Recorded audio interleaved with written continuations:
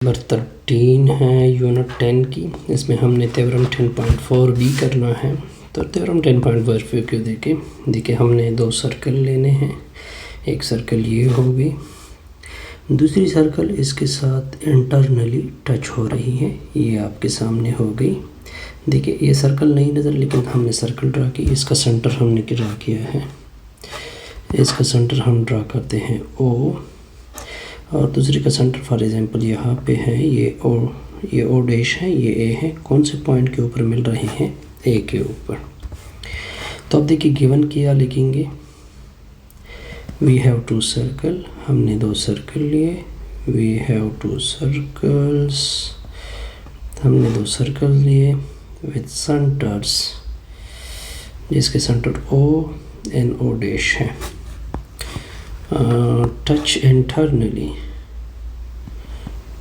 Internally हो रहे हैं एट पॉइंट A।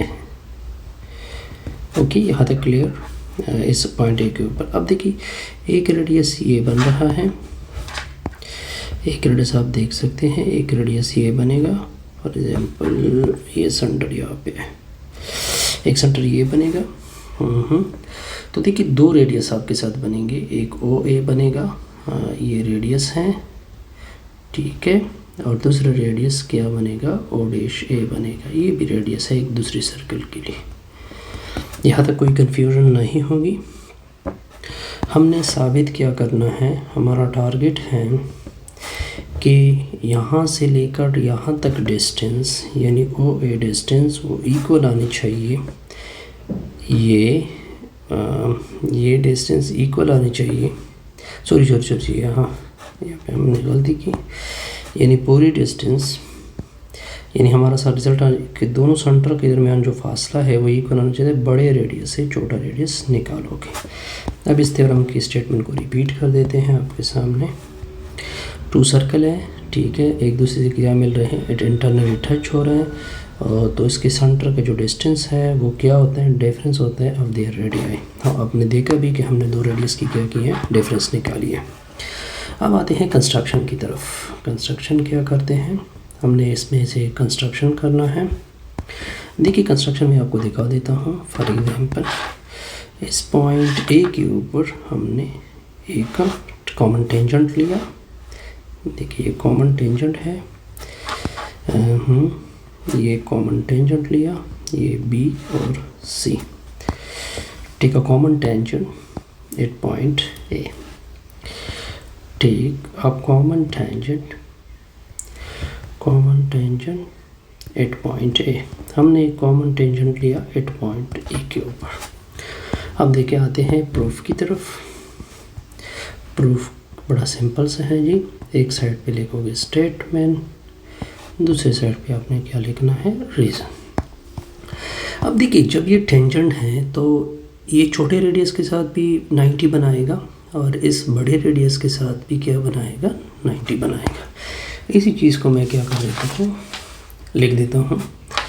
अब देखिए इसी चीज़ को मैं लिख देता हूँ कि OA के साथ BC परपेंडिकुलर होगा, बिल्कुल, क्योंकि BC टेंजेंट है एट पॉइंट A के। BC क्या था? टेंजेंट था एट पॉइंट A। तो O डैश A के साथ भी ये क्या था? परपेंडिकुलर था। अगेन लिखोगे BC था टेंजेंट एट पॉइंट A।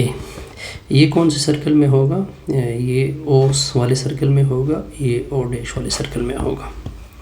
तो इसका मतलब ये बना कि एंगल BAO ये इक्वल आ जाएगी, कांग्रुएंट हो जाएगी एंगल BAO डैश के साथ। ठीक हो गया, क्योंकि दोनों के ऊपर क्या बन रही है? 90 बन रही है। यहाँ तक ओके। जब ये दोनों के ऊपर 90 बनेगी तो हम इससे डायरेक्ट एक स्टेटमेंट लिखेंगे कि O डैश एंड A ये lies on the same straight line. ये सेम स्ट्रेट लाइन के ऊपर होंगे। जब ये सेम स्ट्रेट लाइन के ऊपर होंगे तो ये कोलिनियर हो जाएंगे। तो ये पॉइंट क्या हो जाएंगे, कोलिनियर हो जाएंगे। कोलिनियर की कंडीशन के मुताबिक ओ ए इक्वल होगा O dash plus O dash A के साथ। ये मैंने सेगमेंट एडिशन की, क्या की, सेगमेंट एडिशन। ये मैंने रीज़न दे दी, हमें तो यही चाहिए। तो इसको तो इस तरह करते हैं, इसको इधर साइड पे कर लेते हैं। तो ओ डैश इक्वल होगा O A minus O dash A.